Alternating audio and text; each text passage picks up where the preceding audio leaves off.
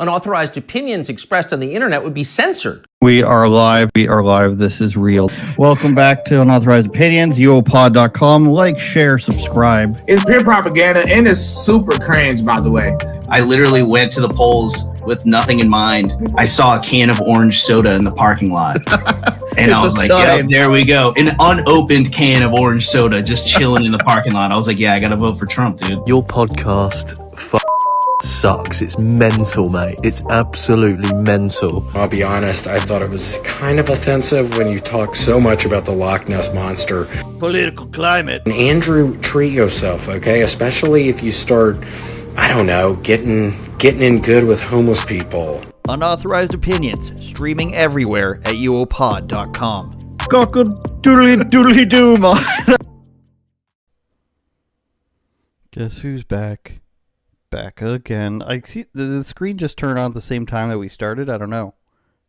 Last week we came back after we missed a week, and then after the show was done, we saw that there's terrible audio errors. It's we're blaming YouTube in this regard for that. I think it was fine enough on when it started, and then halfway through it just shit the bed. We don't know why. It could be the heat, could be the Canadian government, who knows, but we're back this week, and we're hoping that nothing messes up. In fact, we know nothing will mess up. The Patriots are in control now. The Patriots were not in control. It's so hard for me to not just transition like that. The Patriots were not in control, and it's my radio background. It's my desire to be cheesy. We're shaved like a show dog. We don't know what's going on with our hair yet. We've yet to make that decision. But the Patriots were not in control. We're gonna go through with it. The Patriots were not in control at the DNC. At the DNC, they finally had their convention, right? The Democrats have their convention. The Republicans have their convention. They had to wait for theirs because they had to wait until they could confirm that Joe Biden was going to be kicked out. And now they've got Kamala. Now, if you watched any of the RNC, the Republican National Convention, which is weird because the entire, Republican apparatus and the Democrat apparatus is called the Republican and Democrat National Committee. But then they have the event, which is called the Republican National and Democrat National Committee. So it's a little bit confusing in that regard. But if you watched any of the RNC, you saw it was basically all about Trump. He had just been shot. It was about lowering taxes. It was about freedom of speech. It was about not giving in to tyranny. A little bit of states' rights thrown in there. Just basically freedom. What the DNC has been about Trump being mean, transgenderism, and abortions, and that's basically it. The same arguments they've given in 2016 and 2020, that is still what's happening with the Democrats. They still say Trump is taking away democracy, even though they, basically stole the nomination, did a little bit of a coup, give or take your opinion on that on Joe Biden and just gave the nomination to Kamala Harris, even though she wasn't elected through a primary or chosen through a primary at all. And when she was in a primary, she dropped out because she was doing so bad. That was in 2020. So they talk about Trump threatening democracy, and they're the ones not following democratic norms, and they're the ones trying to put their enemies in jail, and they're the ones bringing in all these illegal immigrants, or allowing it, I should say, and in many cases flying them around the country. But that's the stark difference, and I want to show some of the weirder stuff from the DNC, and a lot of it's harder to find. So I found it on Matt Walsh's show, who he was actually at the DNC in costume, which was hilarious. And of course, he got kicked out just for being there. He didn't do anything, and that was probably part of the plan. Is he can probably realize that he's going to be kicked out just for being there. So I wanted to show a couple speeches from the DNC that Matt Walsh talked about, and one of them, the first one is Josh Shapiro, I believe. And a lot of people thought, yeah, Josh Shapiro says the Democratic Party has real freedom. And I want you to pay close attention, because the Democrats, when they get in front of big audiences, they don't know how to speak, right? And this is an ongoing thing I'll talk about. They sort of have to channel somebody else when they speak. And what they always go to is trying to have a bit of a southern black accent, kind of like a preacher. They throw a little bit of Obama in there, and they throw a little bit of Martin Luther King Jr. in there. And it's really strange. And Josh Shapiro is the first one who does it here. And just ask yourself if this is how you think this guy normally talks. Will we be a nation defined by chaos and extremism? Or will we choose a path of decency, honor, and continued progress? Kamala Harris, well, she has spent her entire career making progress. Donald Trump, a man with no guardrails, wants to take away our rights and our freedoms. And listen, while he cloaks himself in the blanket of freedom, what he's offering isn't freedom at all. Because hear me on this, it's not freedom to tell our children what books they're allowed to read.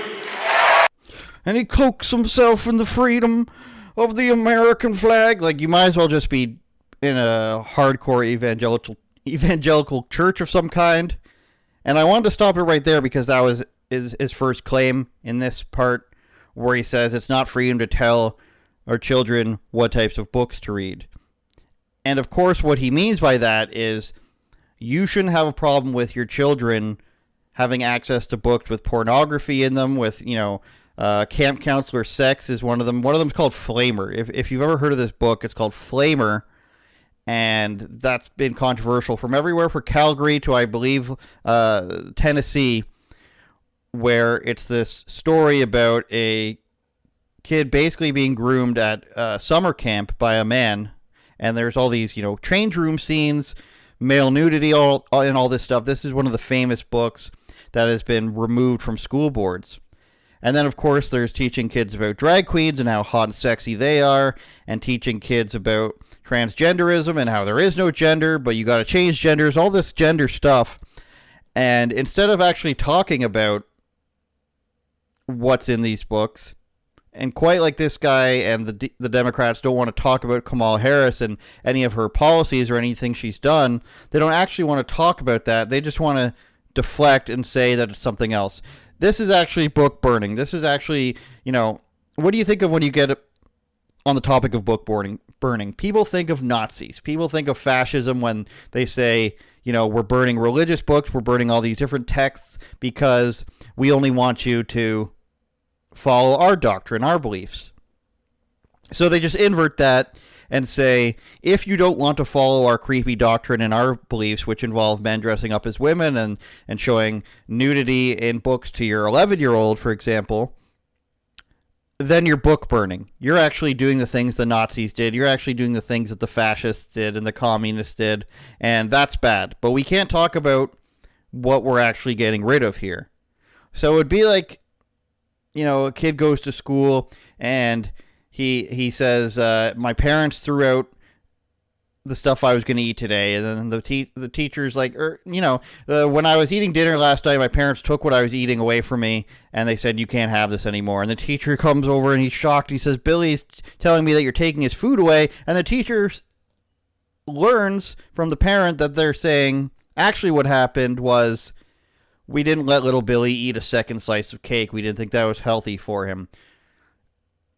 You can easily spin that to say you're taking food away from a child. He's not getting what he wants, and you're hurting him.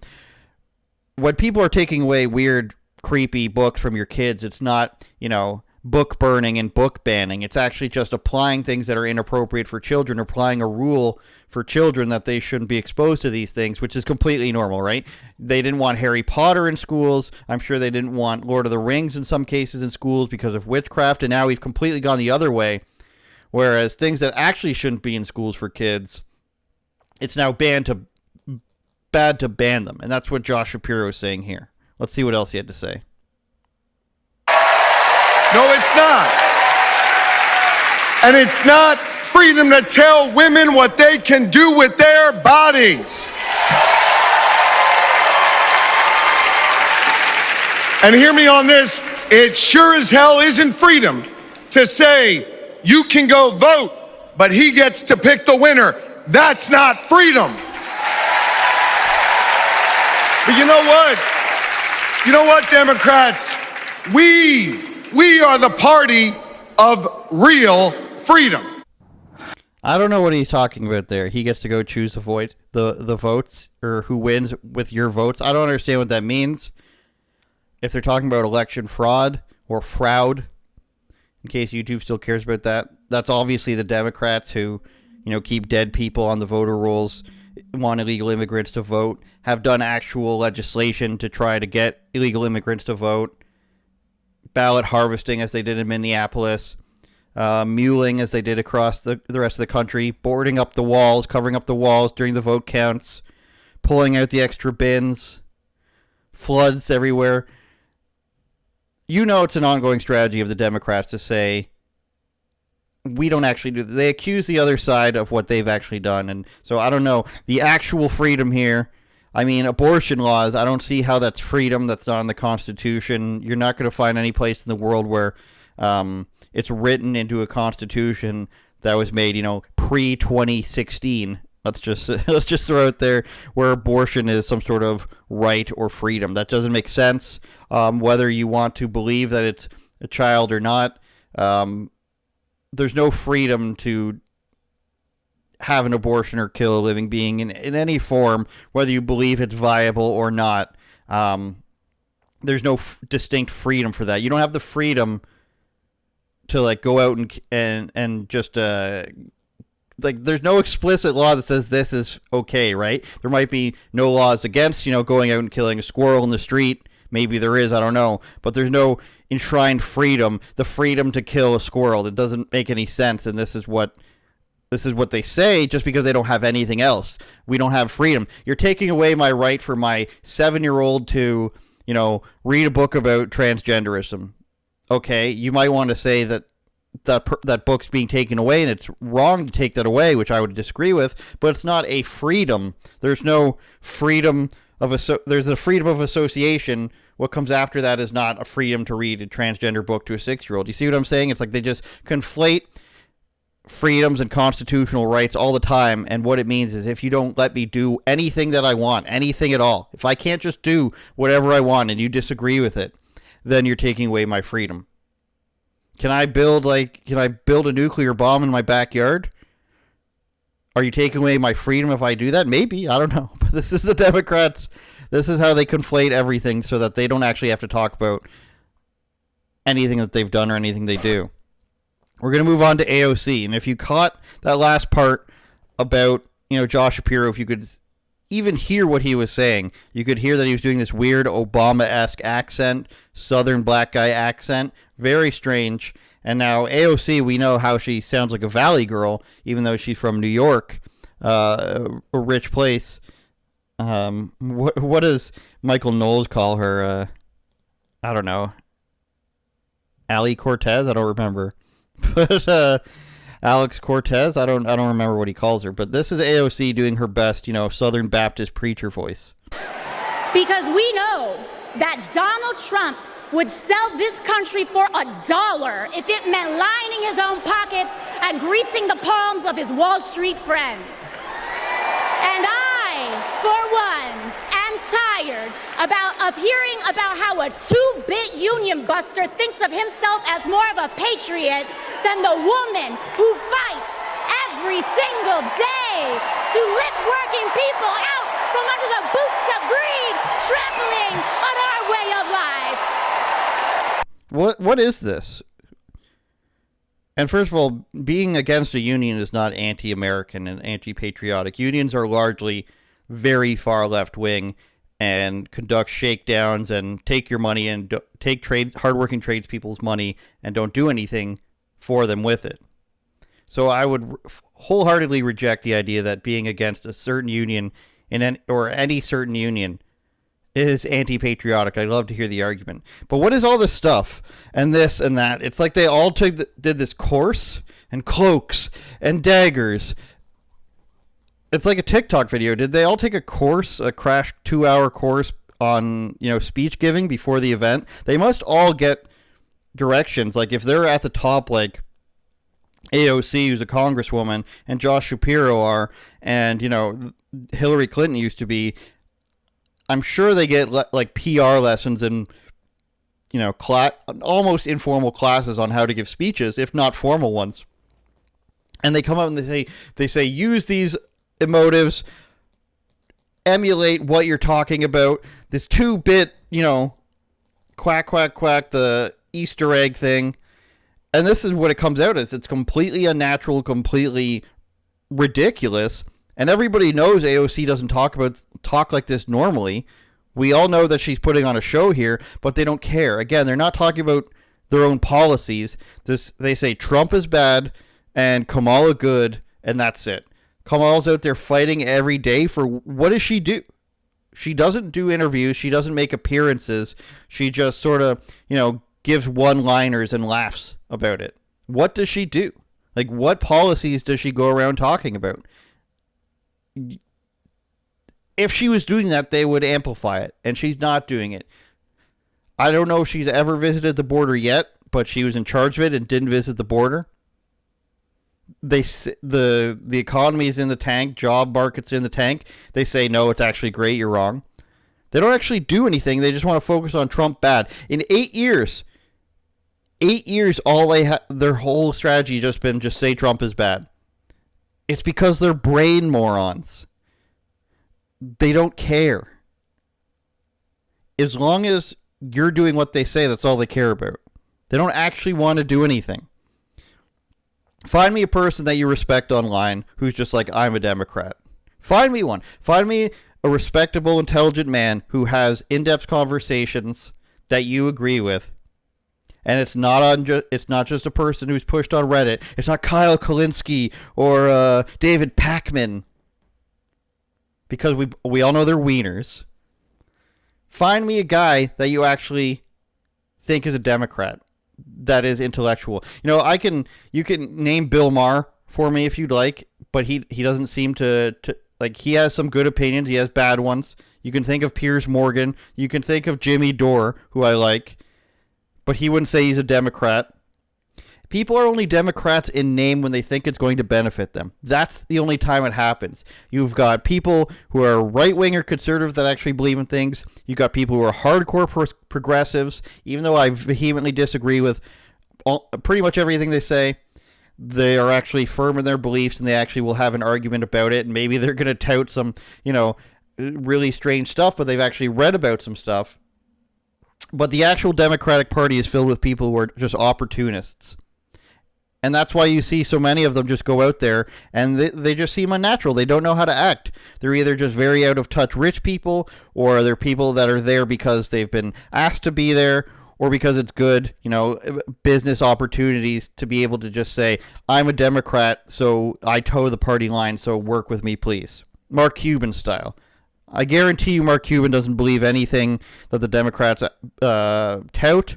I guarantee you he doesn't think that there's a whole bunch of intellectuals in the White House. And I guarantee you that what he does is so that he gets business opportunities, and that when he goes into a big business, they don't think that he's going to, expose them in some way for being scum. There's nobody in the Democrats that you respect. I'm confident in saying that. Let's get back to AOC's, Sunday afternoon preach here. And the Lord came down. The truth is, Don, you cannot love this country if you only fight for the wealthy and big business. To love this country is to fight for its people. Of course, Donald Trump didn't get shot or anything. He didn't, lower taxes for everybody. He didn't get higher jobs numbers for anybody. He didn't give a whole bunch of money to black universities. He didn't give a whole bunch of money to overwhelmingly black inner cities. He didn't do any of these things.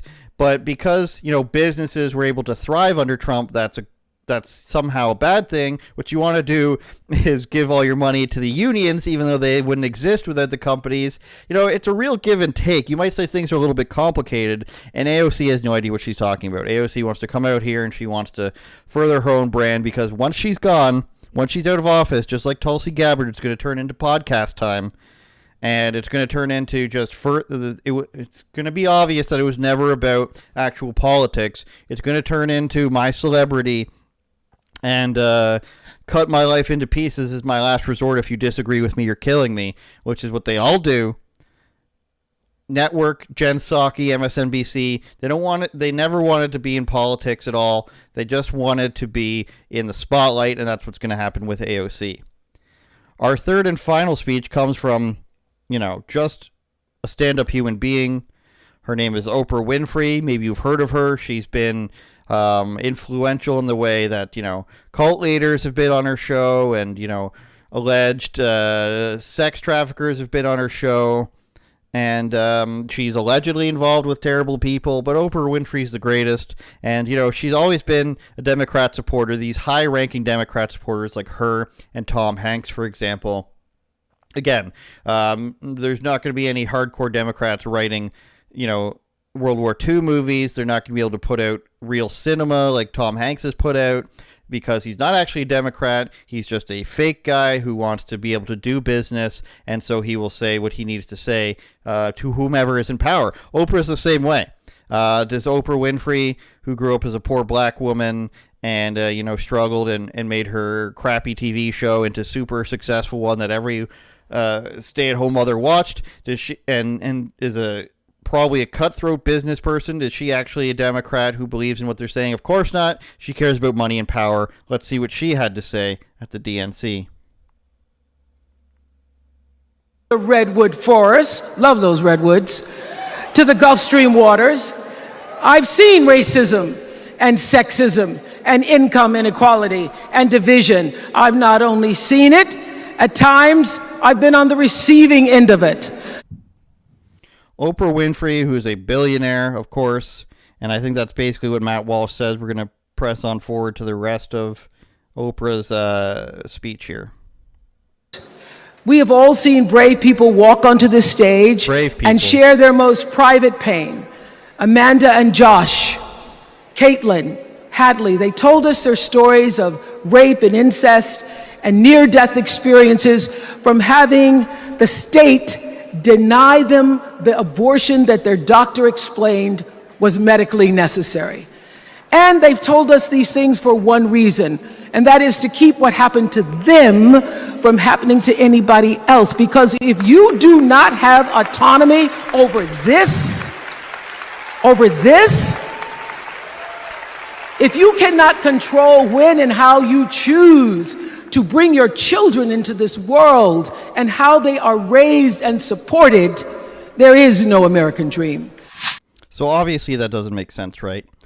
Was Oprah Winfrey against vaccine mandates? Was Oprah Winfrey against people losing their jobs for not getting vaccinated? Maybe she was, but she certainly didn't come out and say it, because that would have been huge news.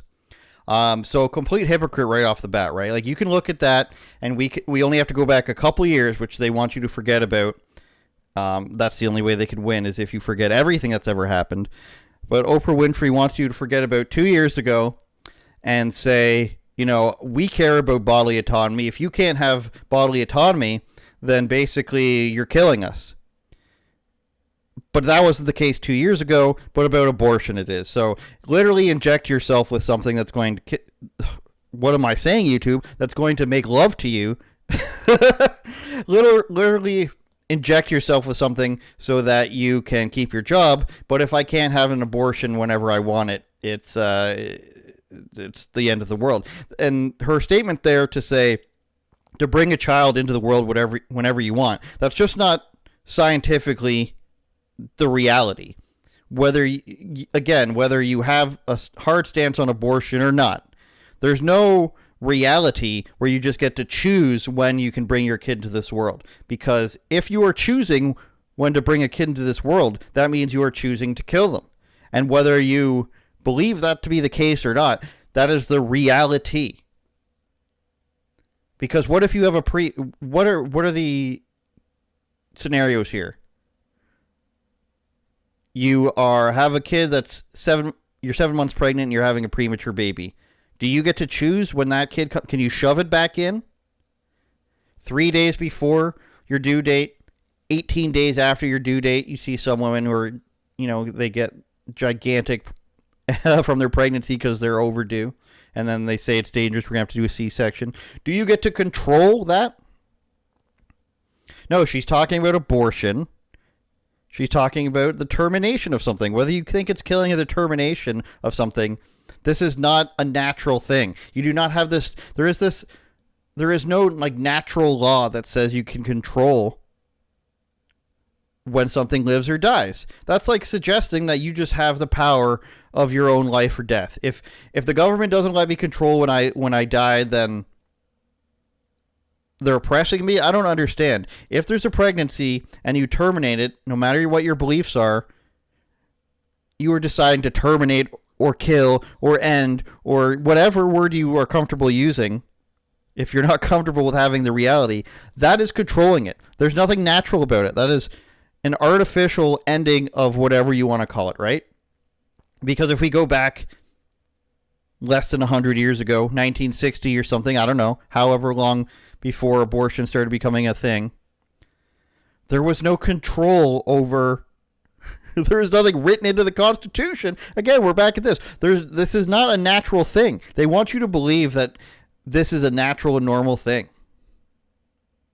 This is not the wonders of science, open heart surgeries and being able to prod at somebody's brain for a brain surgery and get the exact nerves working as they should be. This isn't Tommy John surgery for a baseball player. This isn't just medical advancements. You're controlling life or death. Whether you believe in it or not, whether it doesn't matter, you're still controlling life or death. That thing will end up being a child if you allow it to be. You are controlling life or death. And in this case, it is death you are controlling. So this is the same thing as assisted suicide by the state. They want the state to encourage you to kill something or yourself. That's what they want. They want you to have the ability to get the state to help you kill. I don't agree with that. Maybe you do, but that's the reality of what it is. And then for Oprah to come up here and be like, if we don't have that, then what are we doing here? This is the DNC platform. Trump bad, still Orange Man bad after 8 or 9 years. Still Orange Man bad, abortion trannies. Transbortion, orange. Trans-orange abortion. That's the DNC platform. It should be a shirt. Trans-orange abortion. 8, 9 years. This is the best their ideas have. This is the only way they could win. And I saw a graph earlier. Let me see if I can bring it up. Of the age groups. Of who among millennials or Gen Z, I believe, is most likely... I believe I saw it on John Doyle's page. John, if you're listening, you're shadow banned to all hell, because every time I try to look I have to go to your page to see what you're saying. FYI. Let's see here.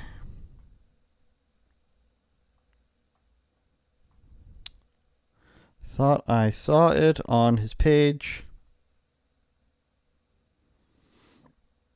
Yes, and it's a retweet from Hassan Piker, who of course may or may not be Cenk Uyghur's nephew. He's saying something stupid, but let's get to the graph. Gen Z's gender gap. The women are more likely than men to support Kamala Harris over Donald Trump in every age group. The gap is biggest among the youngest voters. So from ages 18 to 29, we've got 40+% saying they like Trump or Kamala Harris. I think that plus 40 points or 40%. I don't know. But the biggest gap here is young women aged 18 to 29. 30 to 44, it's kind of even. Way less women aged 45 to 64, and then it goes back the other way. So, old women who, boomers who have never had to really confront anything other than their own problems. And I've talked about this, and I'm sorry, boomers, but you have some sort of emotional trauma that you're not dealing with. Not our fault. You've had a pretty easy life if you didn't go to Vietnam. You can ask anybody in Gen X, Gen Z, millennials. You've had a pretty easy go at it, and you're still having trouble just with the most basic emotional functions. Take that as you will. But why is it the young people, the super young people, love Kamala Harris? Because they're the most easily convinced. You're taking away you're being mean. I can't get an abortion as birth control. And what was the third thing? Trans, orange, it's two means in birth control. Trump is mean, so we can't be associated with that. Not giving into everything transgender is mean, so we can't get on board with that. And I need my abortions for birth control because we all know 90% of abortions are used for, a form of birth control. Don't have time to bring that up. We could, but go research that yourself. You're not going to find a study that says abortions were given for anything other than, convenience, no reason given, just wasn't financially ready. At least 80%, most of them around 90 to 95%. That's the number one reason women get abortion is for, their life is going to change. Not for medical reasons, not for rape or incest, those things. Completely not on the radar. And if you say, okay, what about exceptions for those? They still say, as Oprah and Shapiro and AOC say, no, that's also not good enough. You need to be able to do it at any time. So that's the reality we're at with the DNC. And the millennials and the Zoomers, predominantly the women, but also the guys online, and this is what I was talking about before, is you'll get these guys on Reddit, and you'll get these guys who are in these leftist corners in these big cities, and they will react to a conversation that they don't know much about with, groupthink, and they'll start acting like they're in high school, and in some cases they are. And I want to throw to Barstool Sports, and I wore this shirt today because I wanted to show that I'm a big Barstool fan, big Portnoy fan, and I'm a fan of a lot of these guys in this video that I'm about to show. But a guy named Clemmer brings up that he thinks TSA is, a bit of a ruse, a bit of a scam, theater, waste of money, all this stuff. Completely normal view, right? But he talks to a bunch of millennials and Zoomers in his office, and they think that it's actually ridiculous. They don't know why. They don't know why it's ridiculous. They just think, oh, it's just 15 minutes. It's completely enraging to watch for anyone who's informed about anything, because that's a completely normal view to think the TSA sucks. And if this was, I don't like being pulled over, none of these young people, I would assume, correct me if I'm wrong here, any of you guys, none of these people would say, you know what, the cops just doing their job, they just gotta search you. If a cop pulls you over and he wants to search your car and, give you a bit of a pat down and make you take off your shoes, none of these people are going to think that's all right, even though they probably don't drive because they're in New York. But you do it to TSA, and the programming is so strong for some reason that they just say, it's just 15 minutes. Just give up your freedoms. Just give billions of dollars to this organization that doesn't really do anything. And I'll bring some statistics into it because I know that there might be some people from Barstool that end up watching this. I mean, hopefully. And so here, this is Clemmer on the left, and he's going to talk about why he dislikes the TSA. This is Tom Scabelli on the right, whom I also really like, but not in this clip. And he's going to get into why he doesn't like the TSA, and then the office is going to freak out on him for it. I'm so miserable in TSA, and because the whole time there, I'm like, we didn't used to have to do this. Like, this is such a waste of my time. It's all theater. What's your worst opinion? I don't know, man. Why do we go through the TSA? So like, why? So nobody fucking blows up the fucking bomb in. So we waste all of our. That's worth 6 to 8 minutes. Why don't we have it on trains? Why don't we have it on buses? You know why? Because it's not a real thing. It's theater. Because it's not a political take. Like I said, if TSA was a serious thing, if like we did it, then how are we able to get on trains and buses with that? It's a government. It's a waste of money. It's theater to make people feel safe. It's not Clemmer just said that their terrorist attacks don't exist. No, I didn't say that. New York City. Yes, you did. So it took about 10 seconds for him to say that it's a waste of money and for that to get to terrorist attacks don't exist. This is what happens. This is what I mean when, you find a bunch of bros who don't ever discuss anything politically, which is fine. And you get people who are Redditors and stuff like that, and people who are in circles of really nerdy games. And I'm a gamer myself, but there are circles of people who play video games where they're just, they meet up online and they share these opinions and values, but they never actually discuss the merits of it. That's what you're seeing here.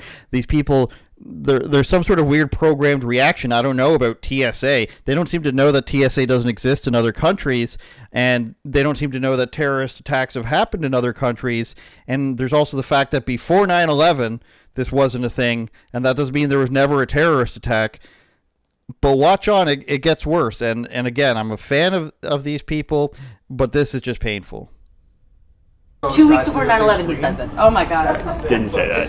Yes, you did. You said. I said terrorist attacks generally don't happen. If they did, then trains and subways would be blowing up constantly. I need the tape from this guy. You said terrorist attacks. Terrorist attacks I meant generally don't happen. Okay, well, they haven't happened in 20 years here. Your shit's crazy right now. I think that you're bored. You're just trying to start. I don't understand. Ken Jack looks off in the bracket. It's not great. It's crazy that you guys are such sheep that you guys are willing. You want to die? Were we walking around? We're sheep. I'll be a sheep then. I'm such a sheep for paying $80 over 5 years to walk through TSA. It's not about that. It's about the time you lost. There's more hours lost by waiting in line than the lives lost at a terrorist attack. I don't know what kind of internet hole you've fallen down, but we gotta pull you out. You're not okay. An internet this immediately resorts to groupthink. Why don't you just accept what the government tells you? The government's here to protect me. This idea that all of a sudden the airlines got together and, the government got together and said, what's the best thing we can do to protect people? You would have to ignore everything that's this isn't 2002. You would have a way better argument in 2001 to 2005, But we went to Iraq and Afghanistan. All this stuff happens. We've seen all these other wars. We've seen all these things that the government does that isn't actually to benefit you. Obamacare and whatnot. This isn't actually... Newsflash, guys. This isn't actually because they love you. The government doesn't love you. The idea here is, if you complain about 15 minutes, well, it's just 5 minutes. We just want to protect you. And in exchange for your compliance, we get billions of dollars a year, and we get more government employees, and we can say how things are bad. Let's watch a bit more, and then we're going to get into the statistics of why these people are wrong and why TSA is so bad. This is crazy. Crazy. It's the worst take of human. And also, do you probably know how many hundreds of terrorist attacks probably we've stopped that we don't know anything about? Something happened to him over in the past 2 days. And so are we going He's lost. There's also papers written by very intelligent people. Check it out. Go. Nate Silver did a thing about it. Go check it out. Nate Silver's the worst. He's good with numbers. Why do you hate him? But what do you hate him? Because he's full of shit. He uses numbers to manipulate a narrative that he wants to create to seem right. And I would say government money. It's a joke. No, it's no. It has not prevented any terrorist attacks. Wait, explain. I will. I mean, they've taken like go on guns trains. and knives. Why they don't have it on trains? It's honestly level of based.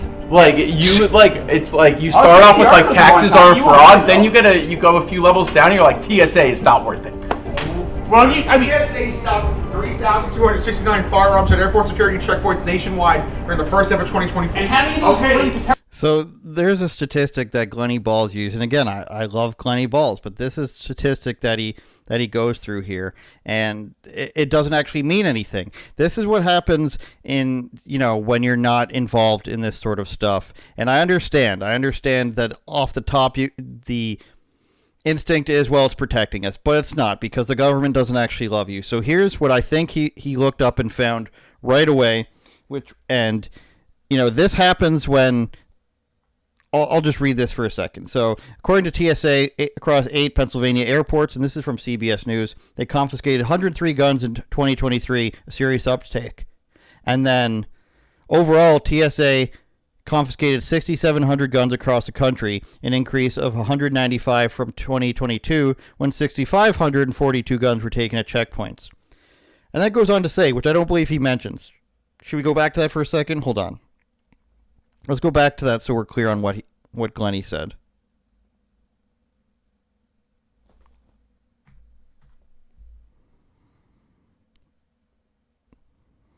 terrorist attacks. Security checkpoint. Well, TSA stopped 3,269 firearms at airport security checkpoints nationwide during the first half of 2024. Okay, so that's 2024, and that's tracking with the other numbers here, which were 67. So 30, he said 3,000 something, so it's basically on par with it. Passengers are permitted to fly with guns, but there are regulations and requirements. Passengers can travel with guns, but must have them unloaded and locked in hard case inside their bagged luggage. Failing to do so, $50,000 fine. So there's no mention of, and maybe there was on his, of preventing terrorist attacks, but they don't say that in the video. If you watch the rest, I don't want to steal their content. But they say, how about we just assume that a bunch of those were terrorist attacks? Well, those people would have brought up on terrorist charges if they had, illegal firearms. Typically, a person committing a terrorist attack or a shooting, or we can go to the Trump shooting, which was most recently, not his gun. Parents' gun, relatives' gun. They tend not to do with their own legally owned firearms. They get it from a relative. Even if that wasn't true, you can't just say that just because people got caught with guns. And the point that CBS News makes is that it's because of, regulations and improper storage. You can't just say that inherently stops terrorist attacks. That is a misnomer. That is just a non-statistical reality that you are just assuming and therefore using for your argument. I could say, can't we assume that 35% of those people, or a small percentage of people, can't we assume that 5% of those people were going to sell those guns illegally once they got to where they were going? I mean, maybe they were. You can come up with anything if you like. You talk about manipulating statistics, that's what it is. You can't just say that this statistic that doesn't exist is what I'm going to hinge my argument on. I can't just say that, out of 5,000 unnamed injuries in the NFL, we can just assume that 50 of them are, exploding limbs, like somebody's arm just falling off. You can't just say this because, even if an arm fell off once, you can't just go and say that it's now an assumption that we can have happen. But here are the statistics for TSA employees. And it gets worse the more you look into it, right? So the first one we can look at is from 2016. TSA employees have a 95% failure rate, and 15 other terrifying facts. This is something you're going to see on a lot of different articles, is that the failure rate was actually 95% when they first started doing checks on it. And this number comes from 67 out of 70 tests. The Department of Homeland Security conducted undercover investigations in which they posed as normal passengers and purposely tried to sneak fake explosives and banned weapons through security. TSA agents failed 67 of those 70 tests. So the other side is what they're going to say is, even if those only three tests were, properly screened, then that's enough. But isn't that weird that you would forgive the government for failing 95% of the time, would you do that for any other business? Is there any other place where you would say, this pizza contains shit 95% of the time, but if for 5% of those times it's good, then we should keep it? That's not serious enough related to terrorist attacks? Okay, fine. A heart surgeon, 95% of the time the heart surgeon kills the patient. Is that good enough for you? Or are you going to say something's wrong here and we need to stop throwing money at it to try to solve the problem? Here's the next TSA report. And this is from 2015, I believe. This is a number that ABC News came up with. Their procedures failed more than half the time, according to a source familiar with a classified report. And when ABC News asked the source if the failure rate was 80%, the response was, "You're in the ballpark." So 80% is a number cited by CBS. You've also got Ford here. Or sorry, that was ABC. You also have Forbes here, and that number was actually up to about 70%. So they got slightly better in terms of, what is this? It says more than 6 years old here, and so about 2017 here.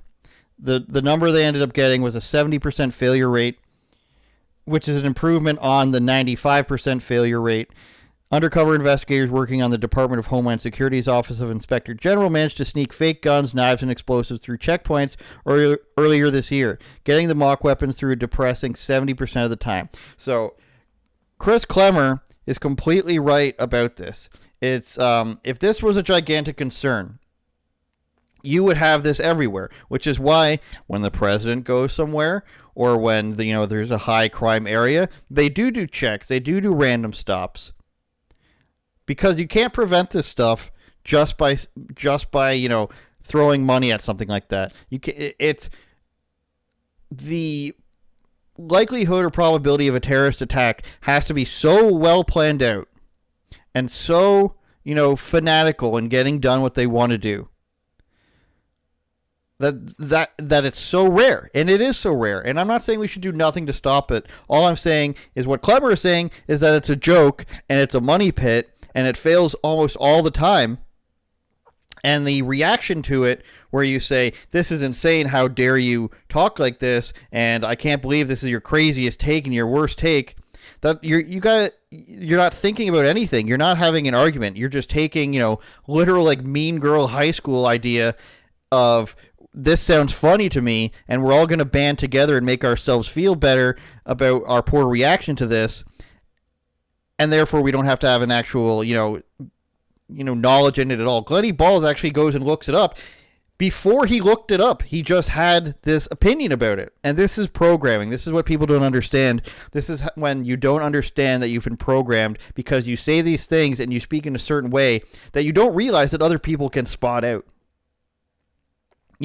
I'm sitting here in this stuff every day. I don't expect people to know everything about it. But if I just come in and I start watching figure skating, and I start talking about figure skating, and I start using terms that have nothing to do with it, and I start trying to apply ideas that don't make any sense in figure skating, people who are really well versed in figure skating are going to say, "It's obvious you don't know anything about it. You don't know any of the terminology. You don't know any of the statistics. You don't know any of the skaters, but you're still saying you're right." People who are, obsessed with Reddit, people who operate in these weird leftist circles where they act like this, where they completely get confronted. They completely confront a person because they have an idea that they haven't heard before. And then before they even know anything about it, they give this, very vehement position. They don't realize that people can recognize this. And because this is something that people went through like 8, 9, 10 years ago. When Trump was coming out and when people were coming out and, exposing the media, and then they were being combated by people. There's all these sorts of content creators, the Hunter Avalones, for example, the Destinies. They sit there and they listen to an argument and their programming kicks in, the things that they've been told over the years, and they don't actually know what they're talking about. So while they're talking to the person, they'll make an argument and then they'll start Googling. And that's what Glennie Balls did there. And I love the guy, but when you don't know what you're saying and you don't know what you're talking about, and all of a sudden you start Googling, you're looking for something to confirm your bias. It's called confirmation bias. So a lot of people don't know that what they're actually doing is repeating things they've heard before. It's a lot like the whole DNC thing right now of calling things weird. They think or they don't realize that people can tell that they've been told something somewhere else. If that makes sense to you. So I love Barstool. I love what they're doing, and I hope they continue what they're doing. But at this point, it's hard to support, in 2024, you just hear something and you're just on the side of the government. There's a government agency that fails almost all the time and gets billions of money pumped into it, and you're just like, how dare you? That's really weird. You wouldn't say that about Trump. You wouldn't just automatically say Trump loves you. You wouldn't automatically say Major League Baseball loves you. You wouldn't say, for damn sure at Barstool, you wouldn't say the NFL commissioner is just trying to save you guys. If you had to go through 25-minute bomb sniffing at the stadium every single time you went, instead of going in and walking through a metal detector that takes 5 seconds, there's been killings at stadiums before. There's been attacks at stadiums before. Why isn't there this process at a stadium? I walk in, I walk through I empty my pockets, I walk through a metal detector, that's it. You don't think people could sneak stuff in there? Of course they do. I have a friend that, he didn't commit any crimes. He carried knives for protection. There were plenty of places that patted him down that completely failed. And you think about that, and it's like, well, what do other people have in here? If my friend who doesn't want to hurt anybody and has no bad intention can sneak things into places, then what do people who actually want to hurt people, what are they able to do? And you start to see that unless you're going to, completely turn over all your rights and say, let's subject everyone to this kind of insanity in a super low trust society, and we're going to turn ourselves into a police state, I mean, that's what you're going to end up getting. And the way to fix that is not to turn into a police state. The way to fix that is address the problems that people are having with their government or with society that is leading to them to want to make these crazy decisions, and try to prevent it before it happens. Not when it's the shoe bomber or whatever it is that caused this. You didn't have to take off your shoes until the shoe bomber, in case you didn't know. So, One Bite, everybody knows the rules.